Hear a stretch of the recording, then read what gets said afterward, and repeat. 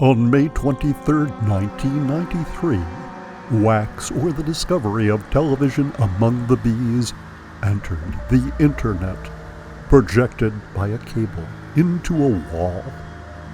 Inside that internet, there are no movies there.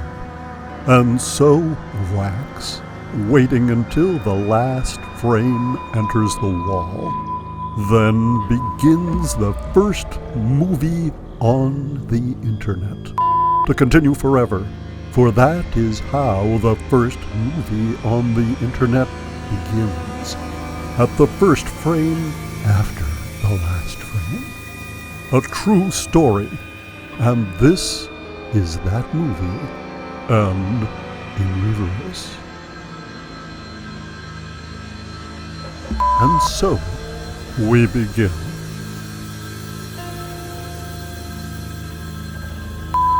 As you are aware, the internet is a DVD on a coffee cup.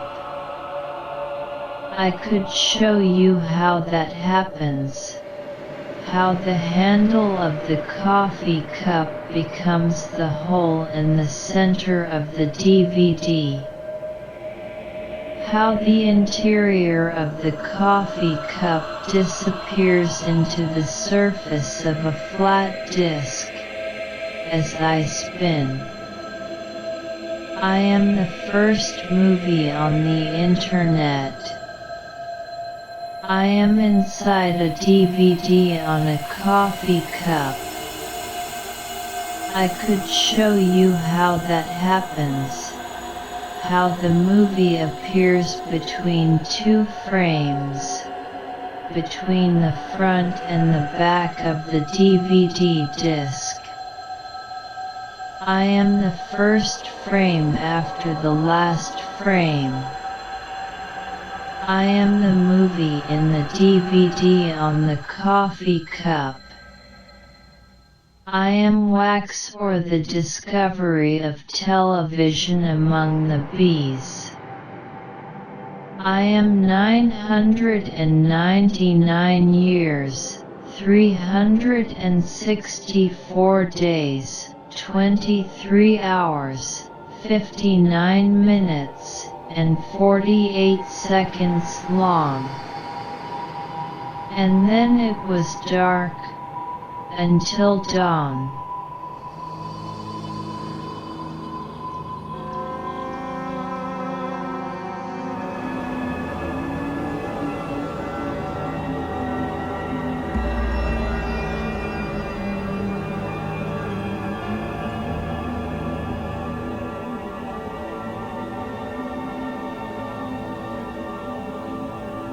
Beyond the desert, in the mountains, I found the Garden of Eden cave.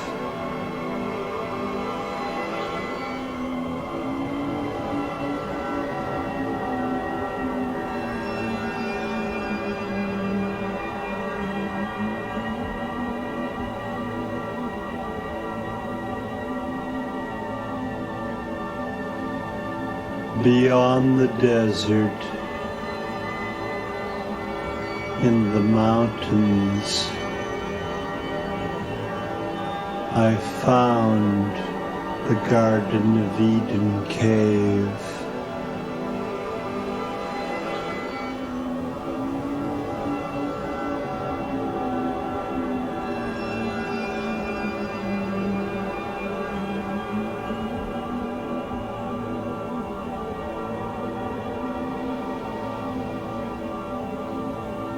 Beyond the desert, in the mountains, I found the Garden of Eden cave.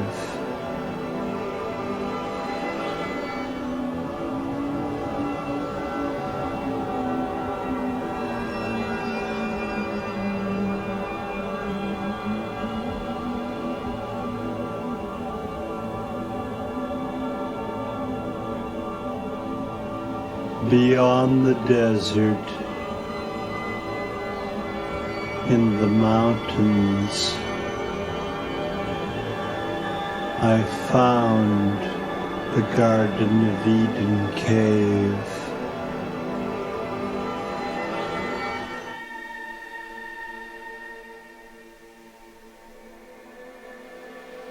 A mountain surface, rendered flat by a camera lens, and covered with paper-thin cacti. Skin of the hollow world, and not a place you should walk. Missing places trap your feet, and there you're stuck until dark.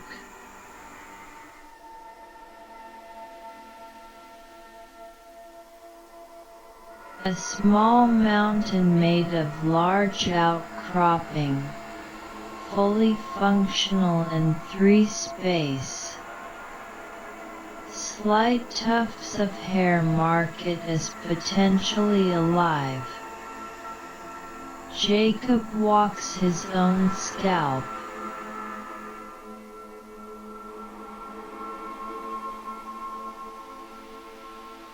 The hollow earth yawns, and a sinkhole appears beneath the mini-mountain, dragging it down in the missing depths.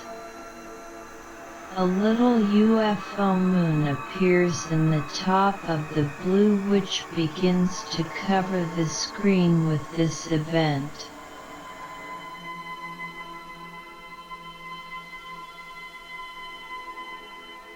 In the blink of a dissolve, we look down the hollow eye socket of the cave entrance we previously saw from the previous direction, like the shrunken eye of a buried skull staring out to approaching comet light on the eve of resurrection.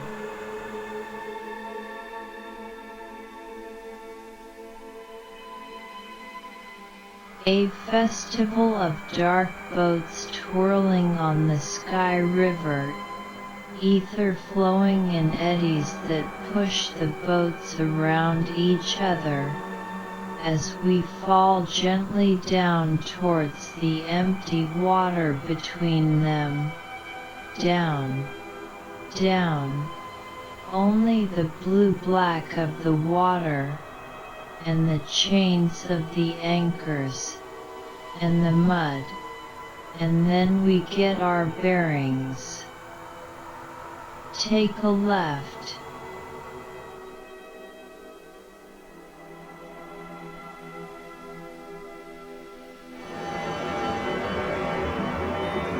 There was only one way in.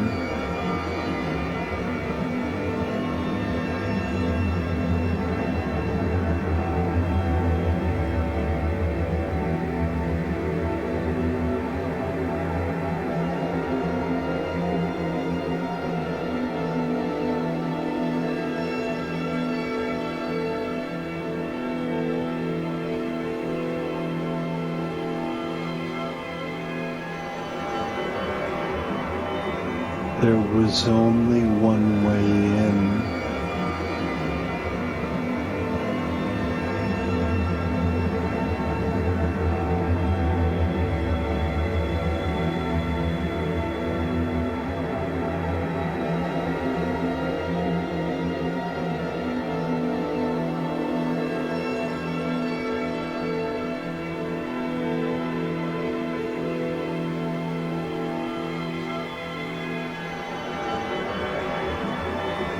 There was only one way in.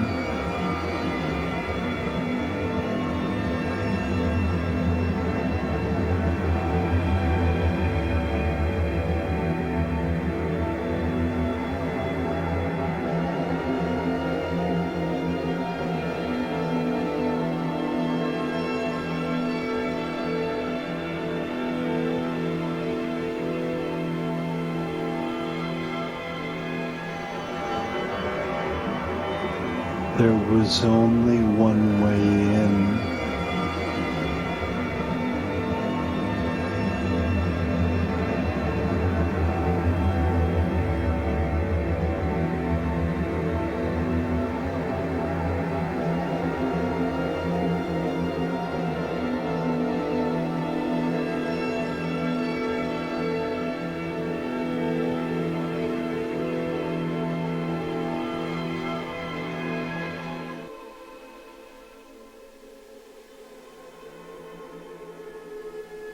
The strange hum of locusts falling out of the sky in another epoch. We've already seen this, so it must mean something here. The plagues of the past will never return, and it is only by accident that we have to see and remember them here.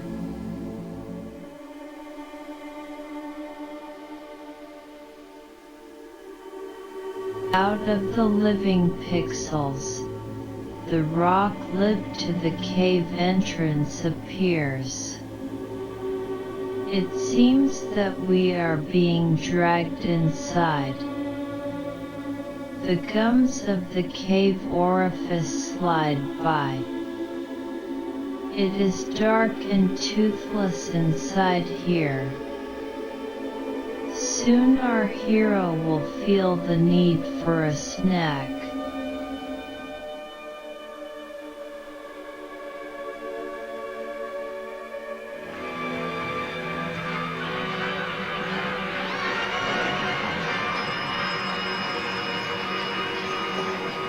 I had reached the land of the dead.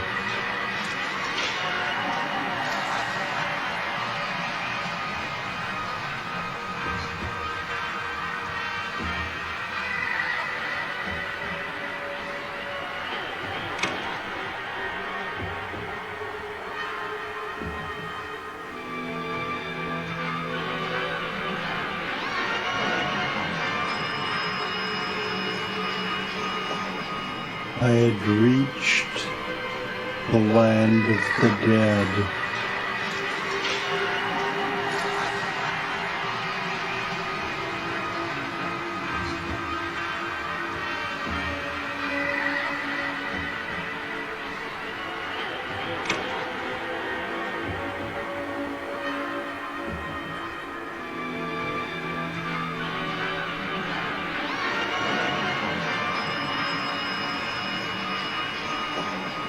I had reached the land of the dead.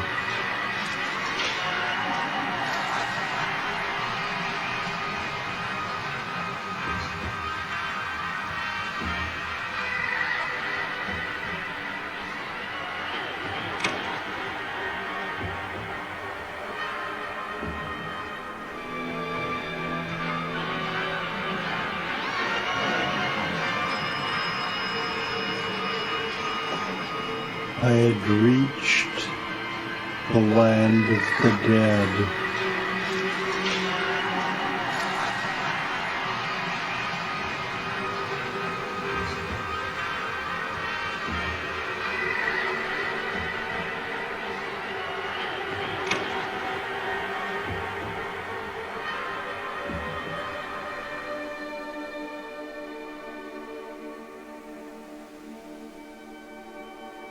The face of lit rock slides down through the frame, as we pass by some sort of X-ray separation through vaults of frozen magma never before split into articulated walls by the gaze of a human consciousness.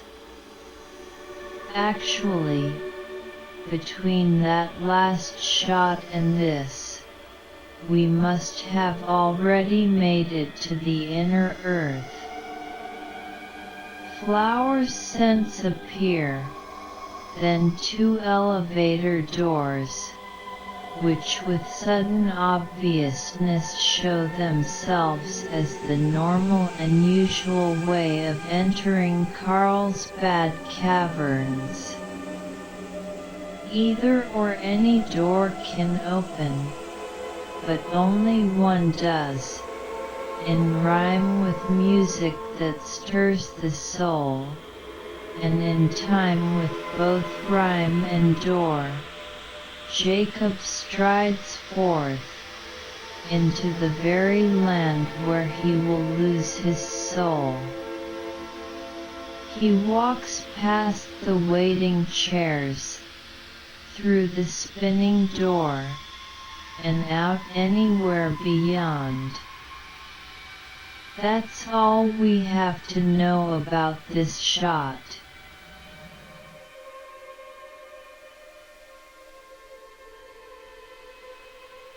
I relaxed for a few moments.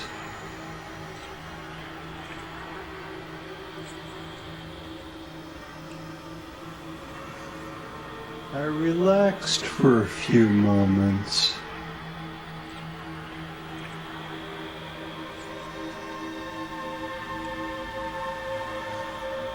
I relaxed for a few moments.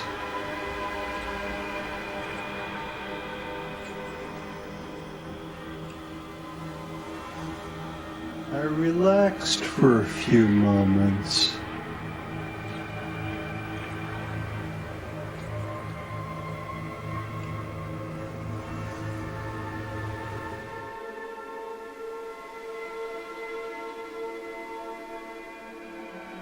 Jacob enjoys a ham and cheese sandwich from one of the famous box lunches supplied by the Cave franchise, continuous since the combined invention of the motor car and photo magazine made this a favorite spot for travelers, though Dr. Dan Fry, writer of White Sands Incident, did have the theory that at one time atomic bombs were stored in this cave.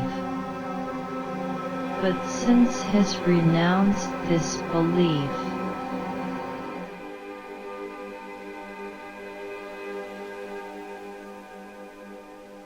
Then I was ready.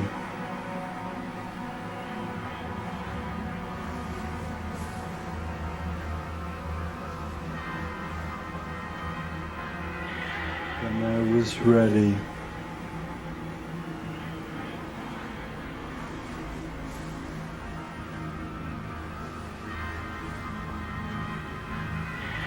Then I was ready.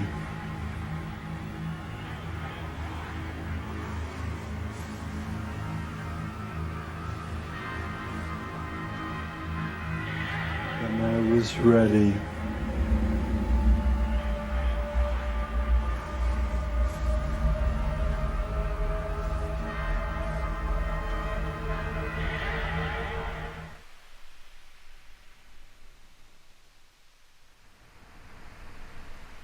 Jacob puts on the helmet with his bare hands, his heart hidden behind an upside-down picture of the picnic table area he's just finished eating at. The lunch wasn't very good.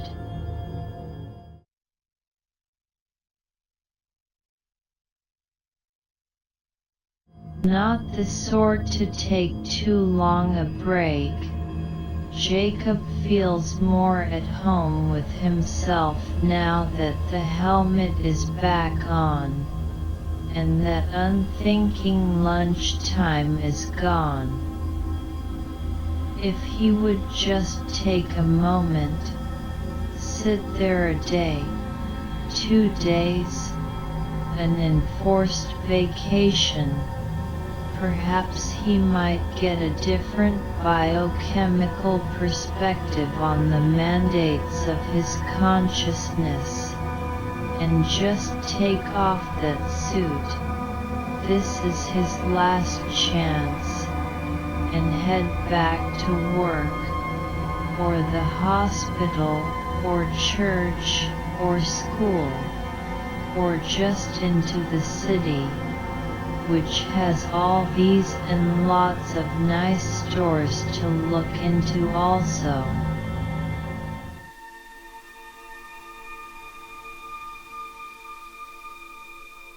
Jacob stands up and ties this stomach-binding string. It means the equator of a world soon to be lost. Anyway, after a bit of a snack, it's no longer hollow.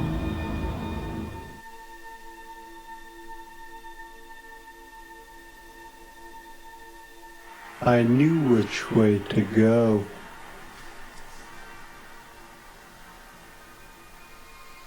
Into the darkness.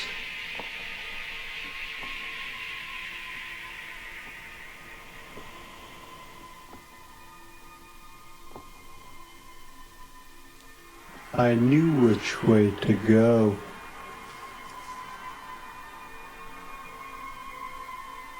Into the darkness.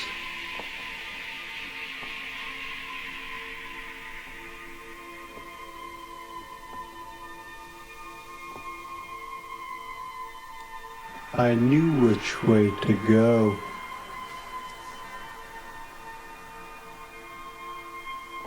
Into the darkness.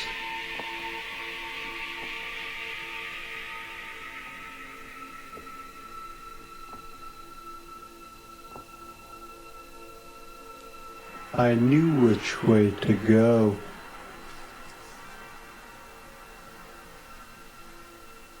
Into the darkness.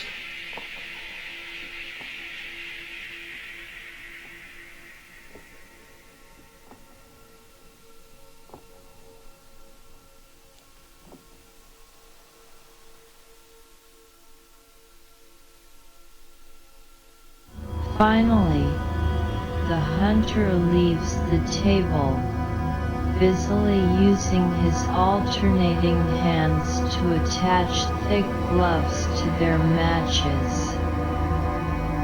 It would be possible to phone anywhere from here, and indeed there is a quarter sitting in the coin return slot of the phone booth attached to the side of the frame.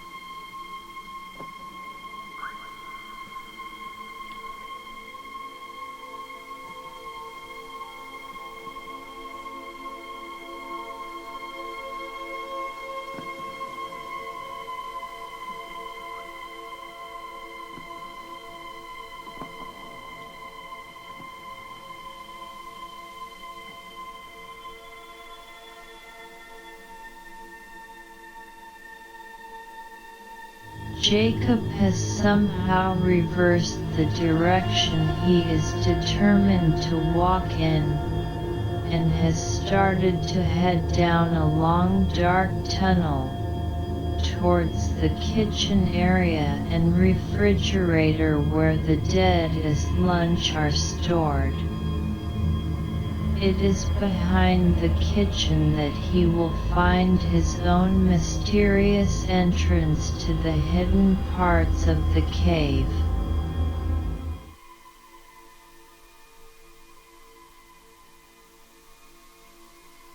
As this tunnel continues, Jacob descends horizontally through a blasted unnatural tunnel, which points towards the very lowest part of the cave. Water drips from an open faucet somewhere. He is looking for the light switch.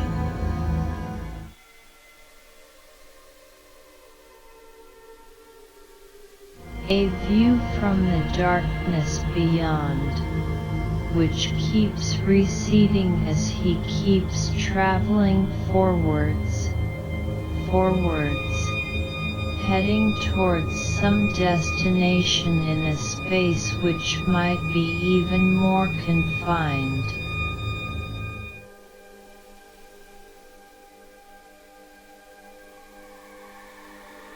It is so bright behind him, as the walk continues. Where he has been can be seen, but where he will go needs a bit more light, which can be obtained by fast forwarding the tape.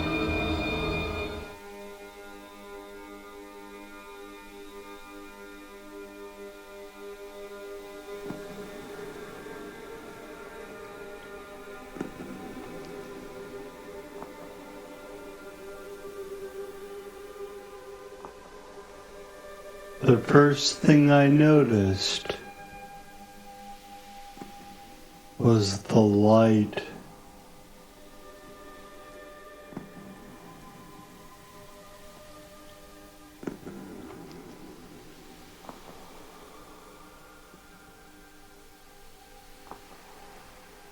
The first thing I noticed was the light.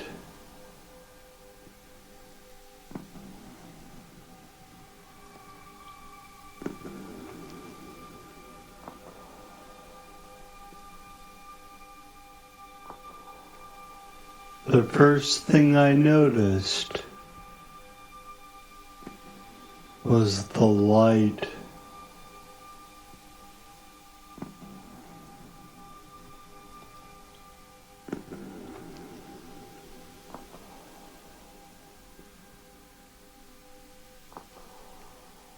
The first thing I noticed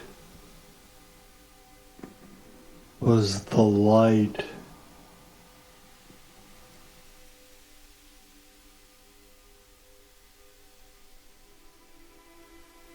Finally, Jacob emerges into the dark from a tiny hole in the bottom right of the frame. Wish him luck and light. Or at least that the bees won't try to crawl up his pant legs. Or that his oxygen supply won't fail. Or that closing time won't come too soon, and the loudspeakers come on, or the lights really go out.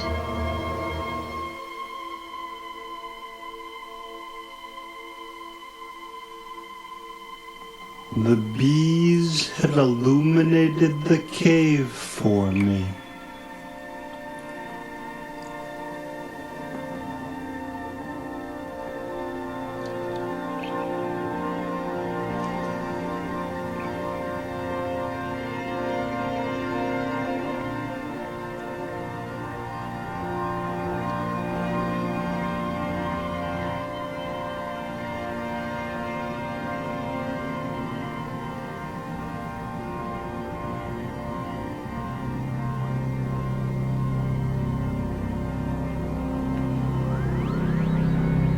The bees had illuminated the cave for me.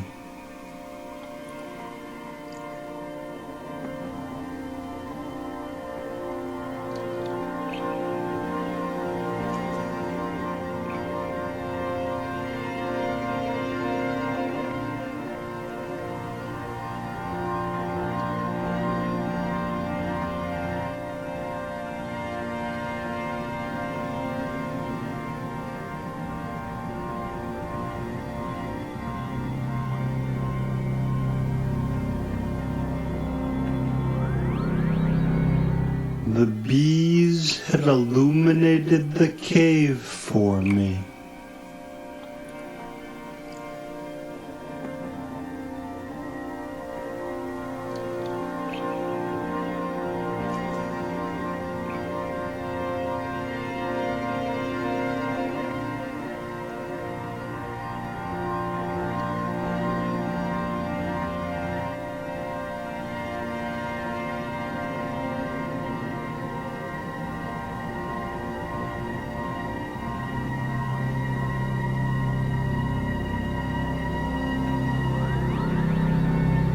The bees had illuminated the cave for me.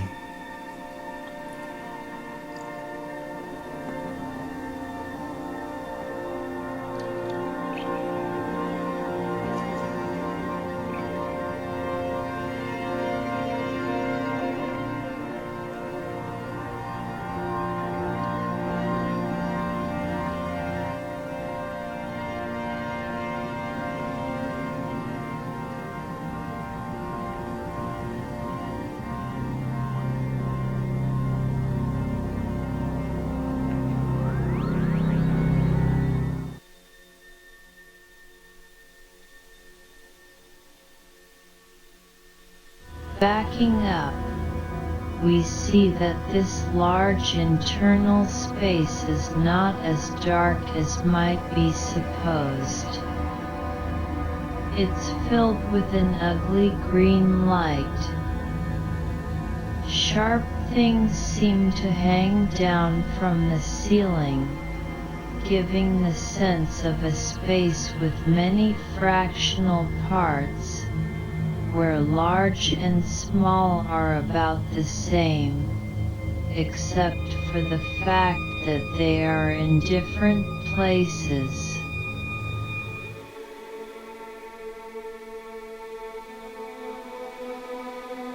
Across the cave, orangish shapes made of wax fall down from the ceiling forever, held in place by the dark.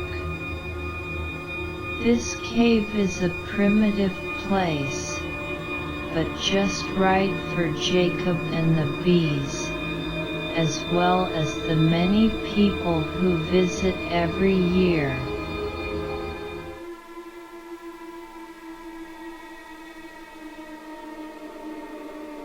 Jacob perambulates through the entrance of this new void, dissolve as he follows himself in. Blink as we follow him. Click as the clock dial moves. Shudder as the car goes by.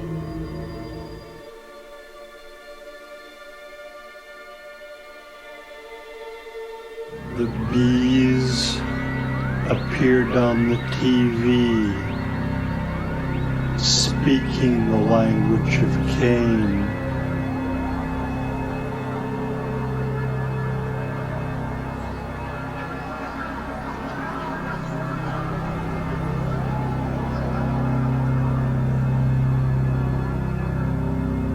The bees appeared on the TV, speaking the language of Cain.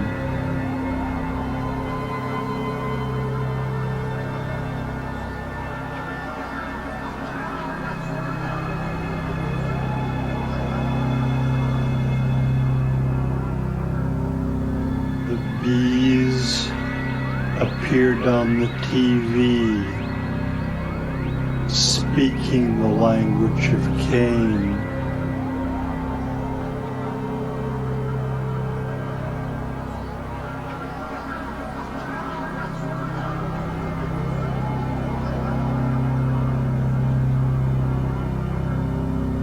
The bees appeared on the TV, speaking the language of Cain.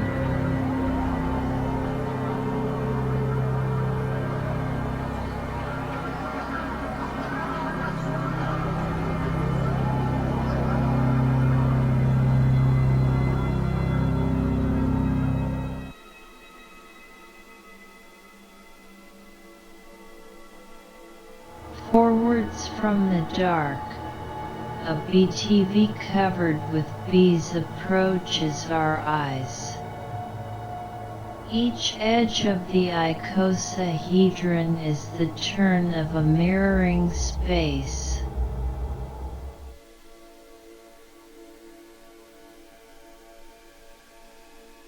Matching the line of its facets are the horizontals of some cane language, drifting in a soft focus.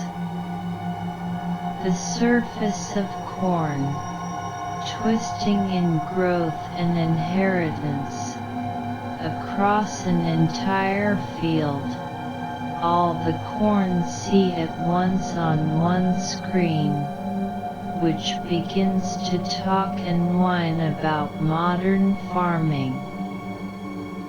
Someone in the pay of the farmer sprayed the field yesterday, and everyone in the corn rows is feeling bad about the dead insects, and generally woozy from the psychotropic effects of the carcinogens.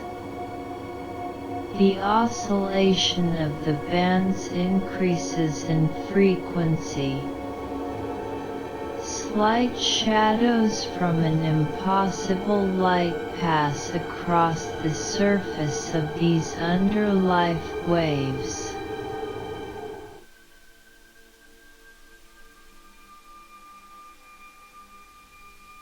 The oscillating pieces quickly become hard-edged, with white and black types of darkness quickly changing inside the thin bounding bands. Smoke signals from a butte of ocean swell, far across the watery desert.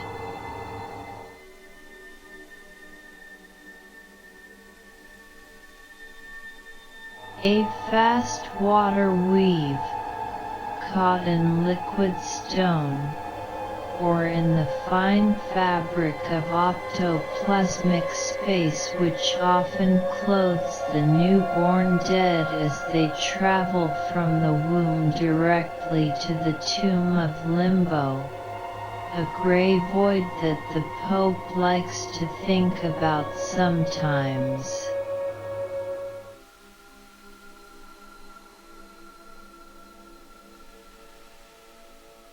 BTV facets, so close that you can see the bees talk as if each were an individual, with a name and knowing, and a nickname, and hobbies, a profession, FBI file, brand preference and off-the-shelf cold medication, a favorite suntan oil and gasoline, a particular way of moving the feet while asleep, etc.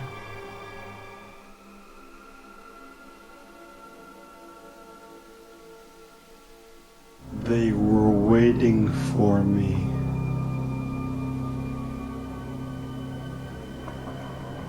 They were waiting for me.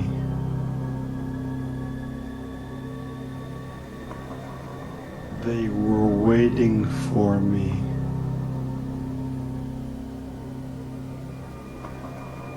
They were waiting for me.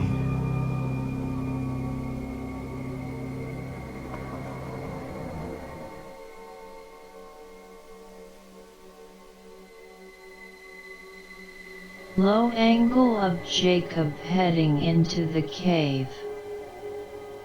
His thrust chin is hidden by the white band of his rough-hewn, off-the-rack beekeeper's suit.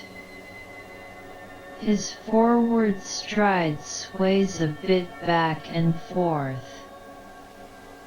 The cave ceiling passes by in a direction opposite to his forward travel. Certain types of confusion make it difficult to tell the difference between the cave ceiling travel and his apparent motion.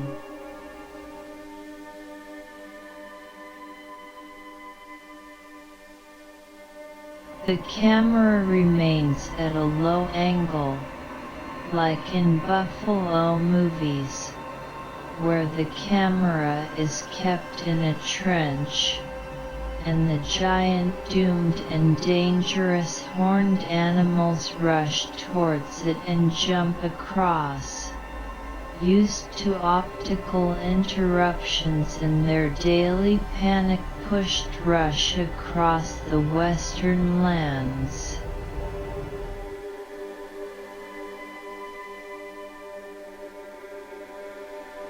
They weren't directly visible to sight, but I knew they were there. They weren't directly visible to sight, but I knew they were there. They weren't directly visible to sight, but I knew they were there. They weren't directly visible to sight, but I knew they were there.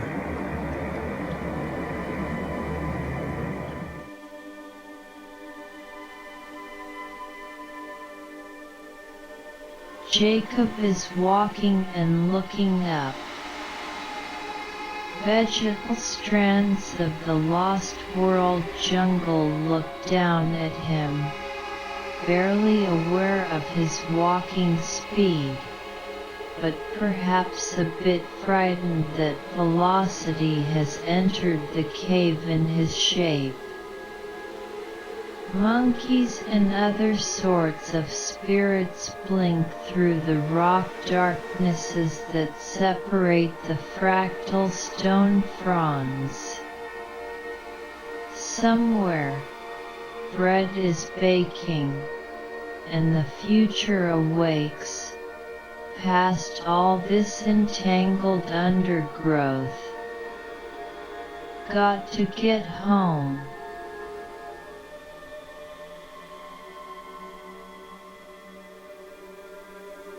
His active feet.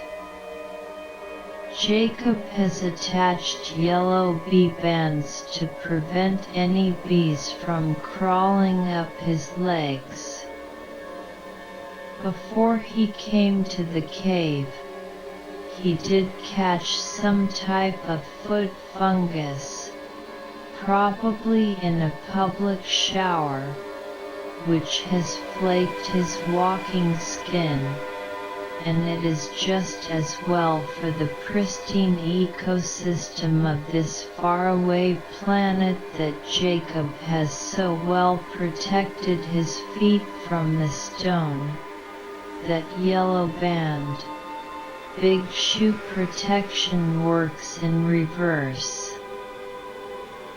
Future scholars will be able to collect floor stone samples without fear that the archaeological sediments of original resident DNA have been disturbed by the dust of foreign growths brought by astronauts like this one.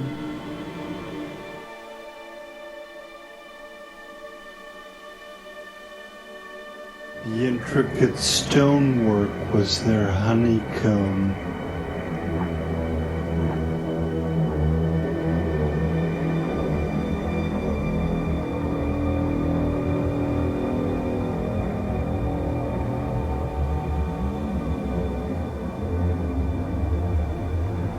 The intricate stonework was their honeycomb.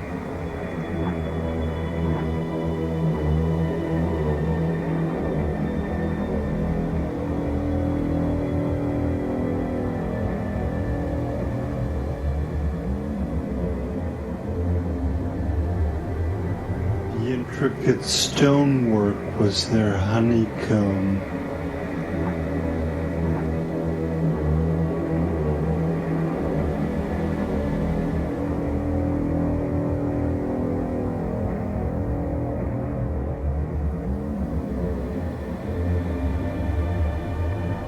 The intricate stonework was their honeycomb.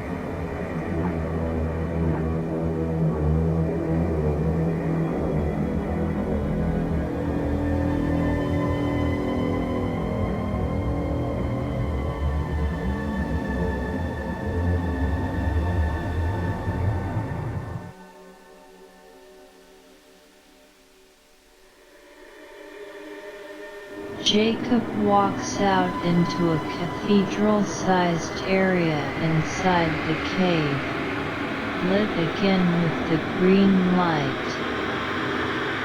When he is near to us, his head hits the ceiling. When he is far away, his head is closer to his feet, which are on the floor. What is the reason for this distortion? No matter what the cause, it appears that the walls of the cave are at a definite distance, even though the folds of the lost walls twist and hide themselves in small shadowed darknesses.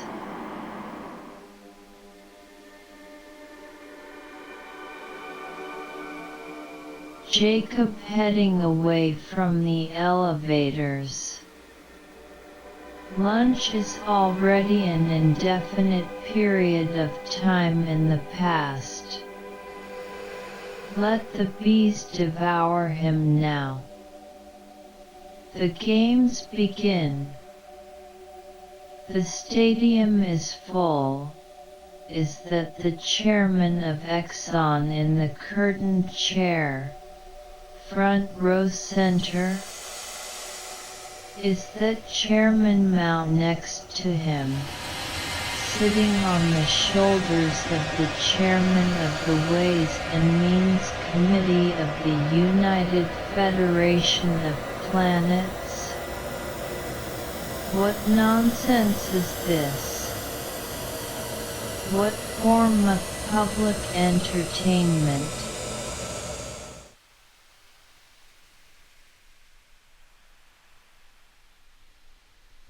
Some noise on the ceiling might have attracted his attention. Or maybe he has to scratch his chin. The ceiling has come closer. We can see the strange shape of Jacob's profile because there is a strong light above and behind him, of no obvious source.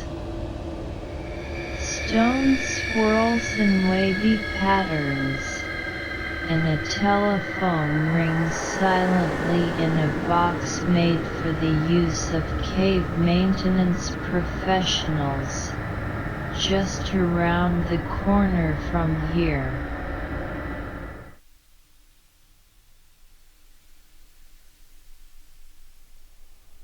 I saw myself on the television.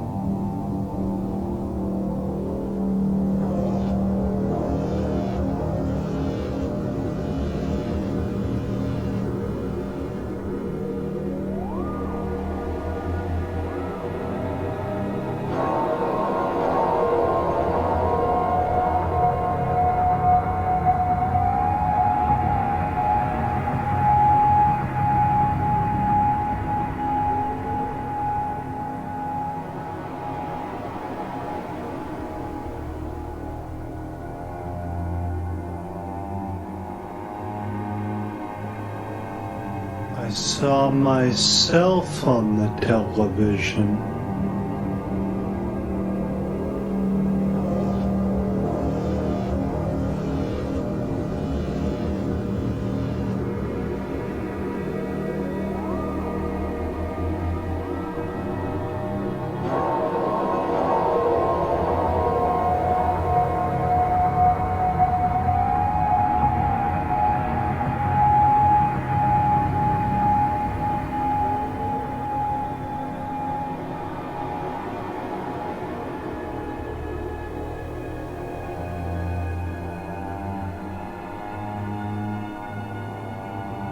I saw myself on the television.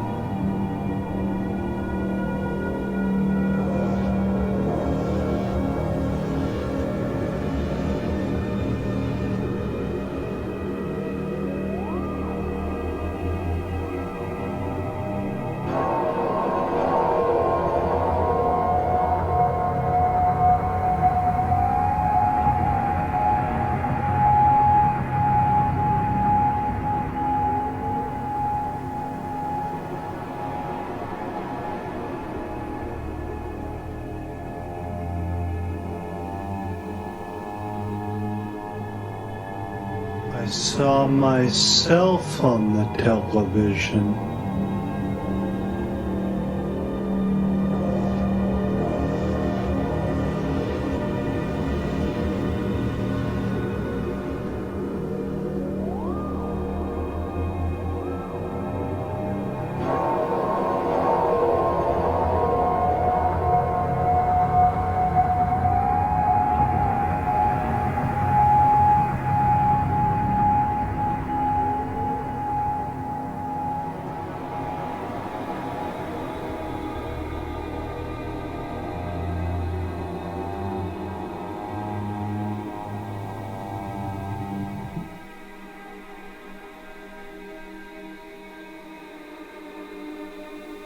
Apparently Jacob could see the coming of another one of those beads, falling towards his face in self-collecting pieces. On the surface of the facets we see Jacob again, staring in the same direction as he was when he was in real space. Except that now there are many Jacobs, and each stares in every direction in combination with all the others.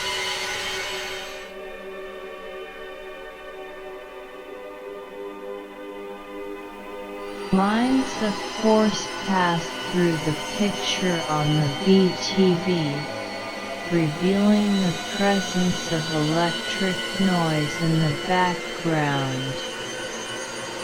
Time is moving as a solid substance in some direction or other. Jacob still has his shoulders hunched, and is probably not going anywhere, despite all this activity.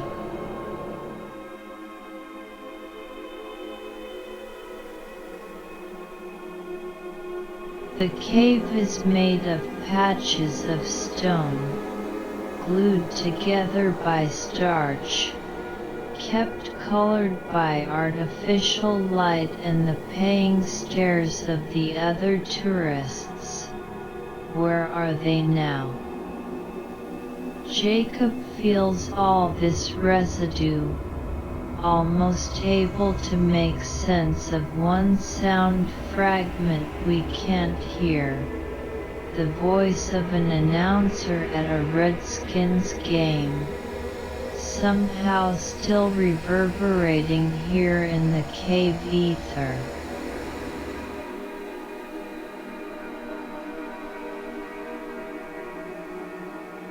Jacob in a square boat of light, middle of the blank black ocean. He still stares, an activity which he might think is uniting all these various spaces.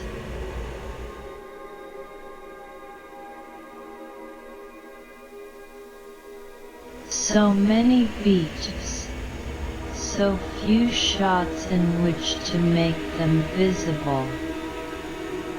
This one acts as another door to nothing. More time will follow, which is inevitable.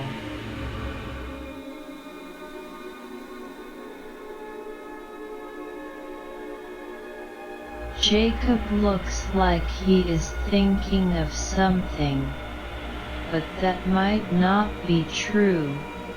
In any case, what is something.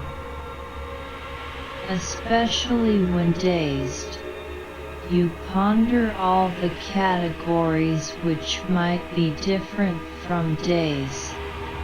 For instance, consciousness, which at that moment seems to be present but not all that much different from the daze in which it is embedded.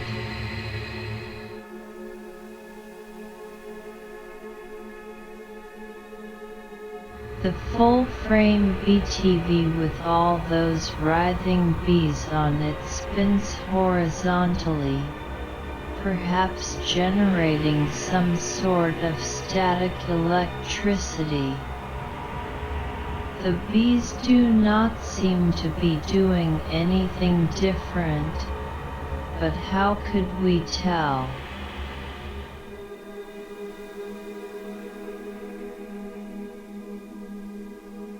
Then I saw the bees directly for the first time.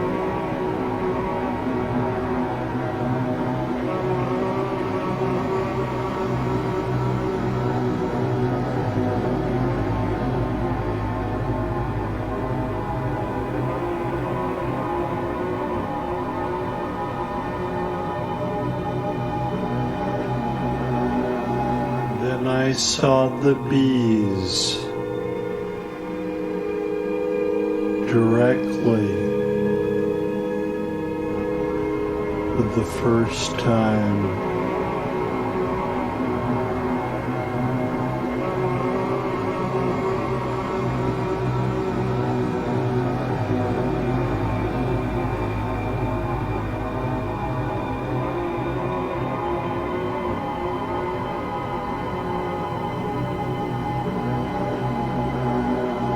Then I saw the bees directly for the first time.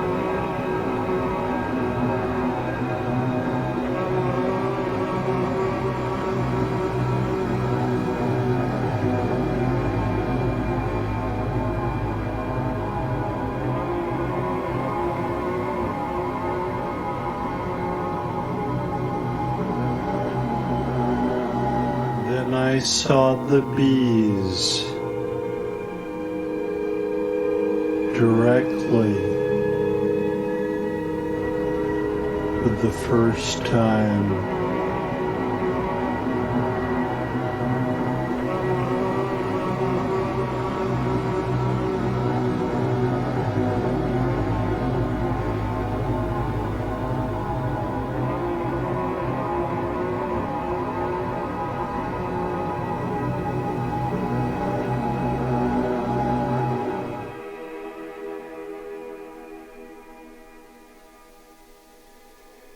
Jacob's face in liquid space, as some sort of wave passes through him.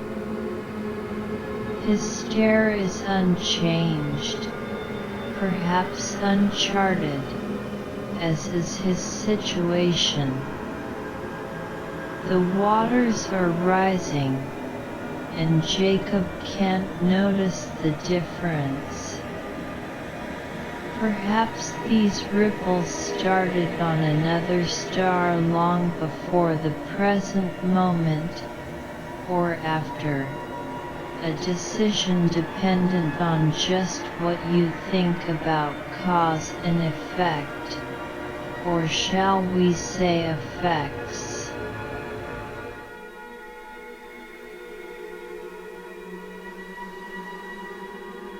Suddenly, Jacob's independent head is locked onto a letterbox slat anchored on the right and tilting out to darkness, a swinging door in a mental saloon.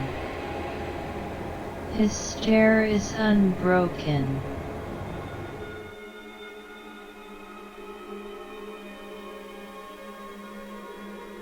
An angle between joined pieces of comb. He is looking into the empty heart of a hive, a comb without bees. Must meant that there is hunger in this cave.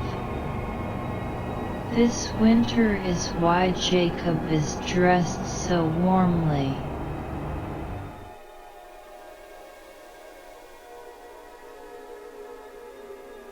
A great mass of bees, and in front a single piece of very clean comb on which a single contemplative bee is standing.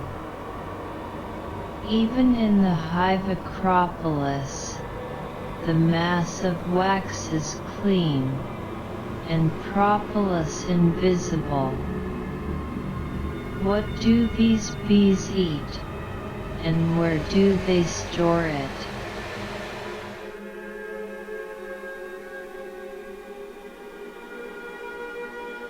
Another piece of clean comb, filling most of the frame, except for darkness and the bees, which fill the rest.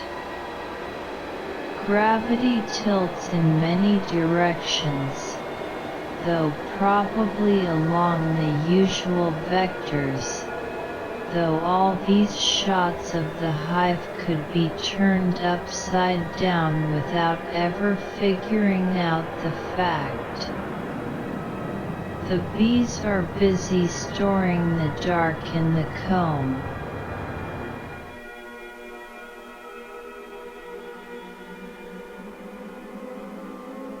They were 30 feet tall.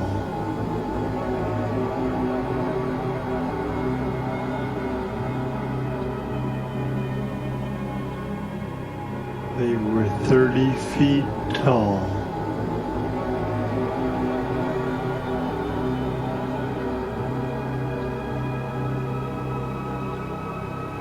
They were 30 feet tall.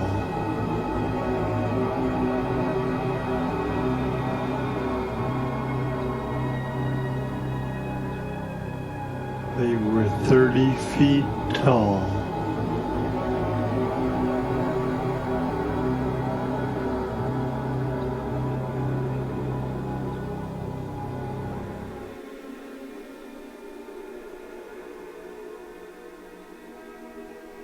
Back in the giant cave space, Jacob is looking up at nothing, and nothing looking up and back at him. Don't expect clarity when darkness is involved. Anyway, it is night. Jacob is underground, and the sun is out so the mushrooms can grow, while the butterfly bees fly from shot to shot, gathering sap for glue, to attach wax to blankness. Lots of glue is needed, otherwise the cave hive will fall forever, rather than float and circle like a good kingdom must.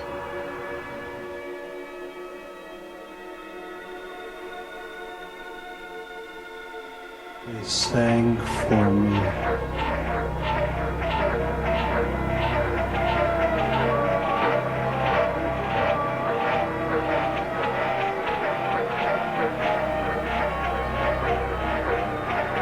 They sang for me.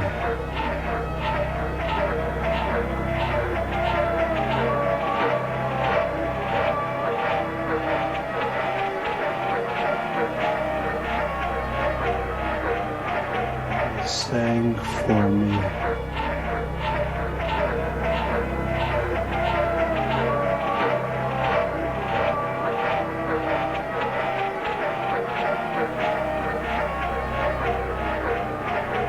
Sang for me.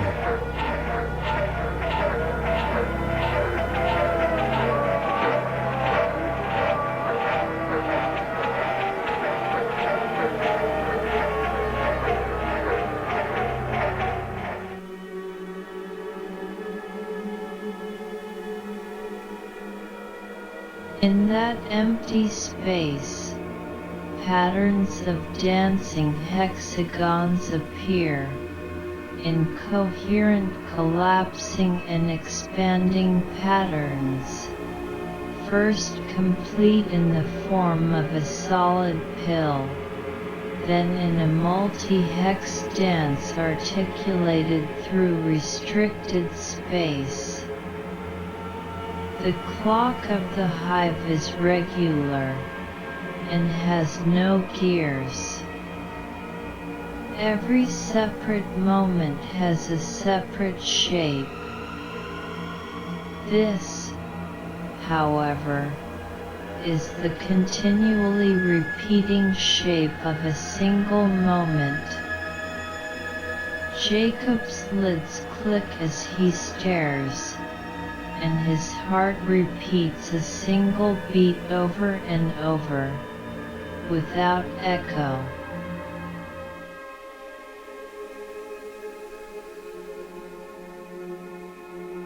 I could see that the bees lived in the darkness around this small, lit patch of cave. I could see that the bees lived in the darkness around this small, lit patch of cave. I could see that the bees lived in the darkness around this small, lit patch of cave. I could see that the bees lived in the darkness around this small, lit patch of cave.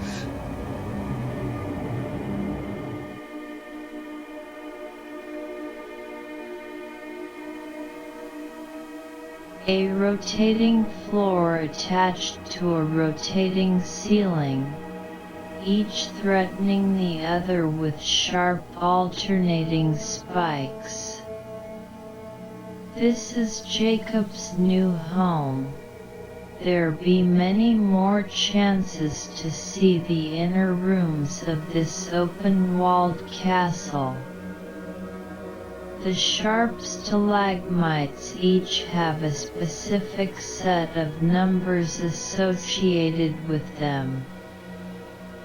This topography could even be a demographic map, showing the fate and lifestyle of previous cave wanderers.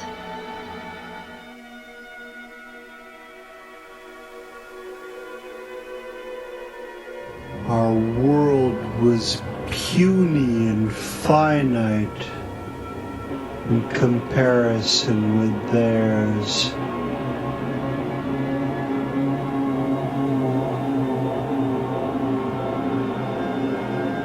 Our world was puny and finite in comparison with theirs.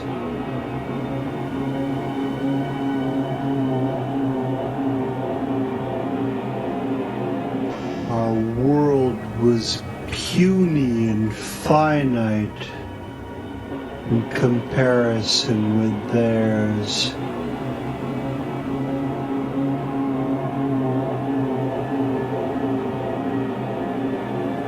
Our world was puny and finite in comparison with theirs.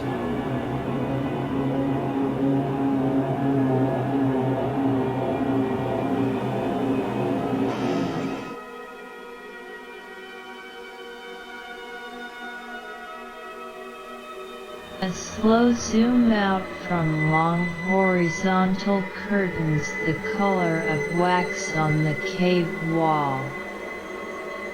This is a hive that has never been harvested. The bees are trapped behind these ancient rings of wax, like the sap in a tree whose circumference is the earth.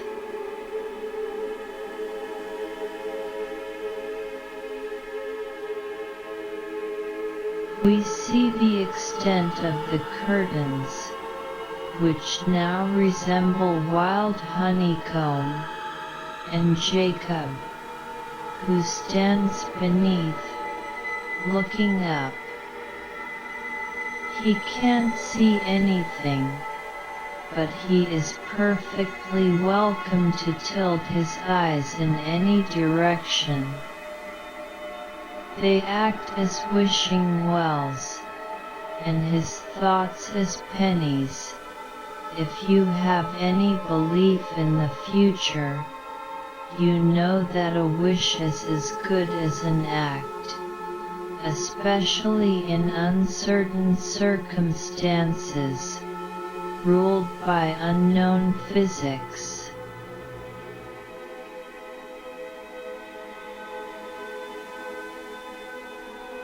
I understood them as little as the bees understand the beekeeper.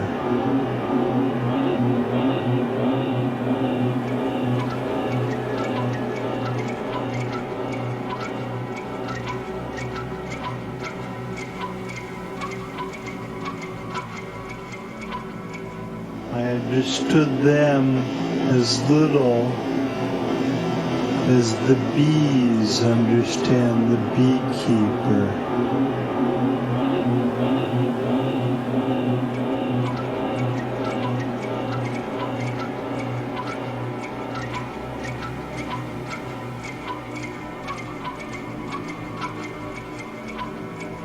I understood them as little as the bees understand the beekeeper.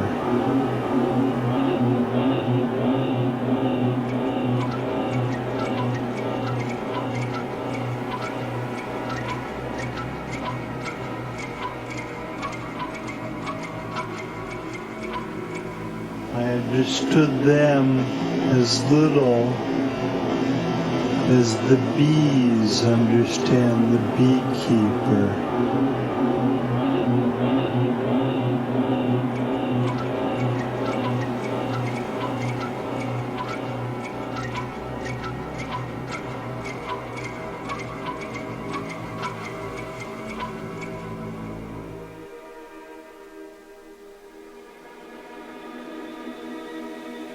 Interference hums run down live electron microscopy, showing a strange and invisible material shape. This is the surface of a mountainous plain as small as the top of a pin. The folds of the world run in all directions.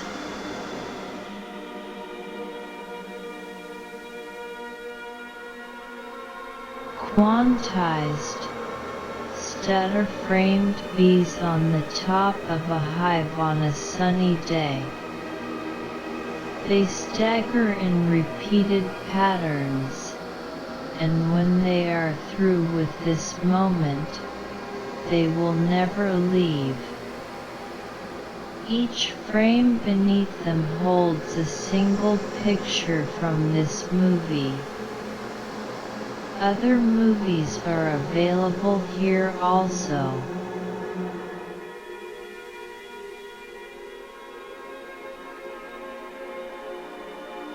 The green running hum, green water that has run under the previous shot, and re-emerged here.